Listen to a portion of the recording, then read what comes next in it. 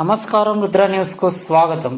December 1వ తేదీన సికింద్రాబాద్ లో పరేడ్ గ్రౌండ్ మైదానంలో జరిగిన హలో మాల చలో హైదరాబాద్ మాలల సింహగర్జన సభను మాలకుల బాంధవులందరూ అధిక సంఖ్యలో తరలివచ్చి విజయవంతం చేసినందుకు మాలకుల బాంధవులందరికీ అక్కన్నపేట మండల అధ్యక్షులు యాస శ్రీనివాస్, టౌన్ కన్వీనర్ నోముల బాలయ్య, అక్కన్నపేట మండల కో కన్వీనర్ మాసం కొమరయ్య, హుస్నాబాద్ మండల కన్వీనర్ బందెల హరీష్ ప్రత్యేక కృతజ్ఞత జయభీములు తెలియజేశారు.